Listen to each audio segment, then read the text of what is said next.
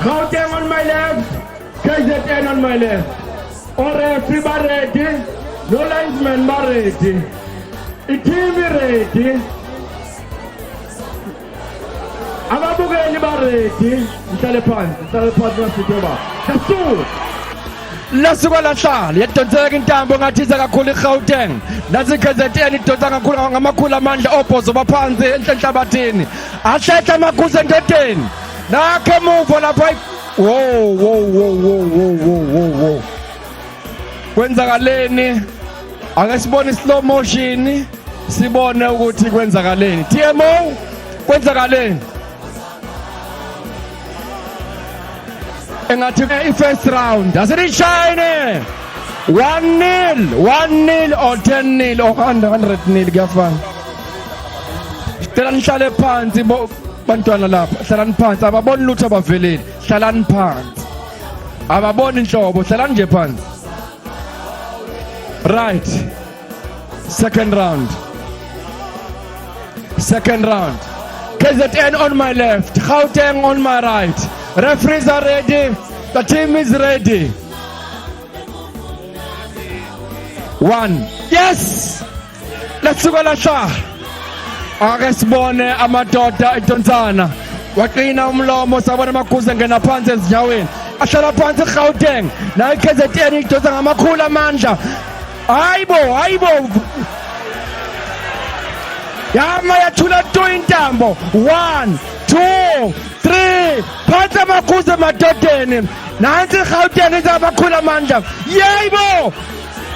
hayibo ngiyakhuza njalo iKZN ngathi yawudla umhlanganiso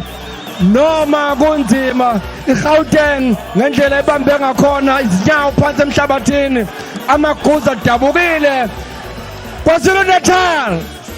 Natal uthini ureferee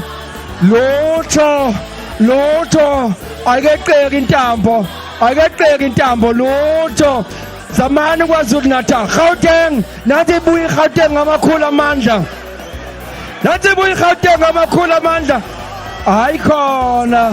hayikhona iGauteng iphelwa amandla iGauteng ayaphela amandla egoli uthini ureferee wayibuka intambo kabili kathathu ureferee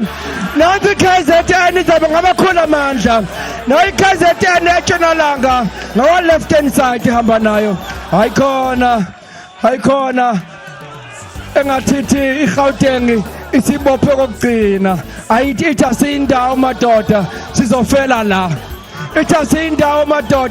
sizofela la asizukudliwa KwaZulu Natal madoda sisuke egoli thina nayi KwaZulu Natal iqala ngamakhulu amandla futhi KwaZulu Natal yes KwaZulu Natal ureferee baba uMphosoli Jilata nobaba uMphosoli SS Magano nobaba uMphosoli Mtabo bavumelana bonke nobaba uMphosoli Mlambo nobaba uMphosoli Mthombeni unanimously bathi KZN iwinile kube KZN shine ama losers kube iGauteng shine ngicela iGauteng isondeleke qala ithathe itrophy yayo nansi iGauteng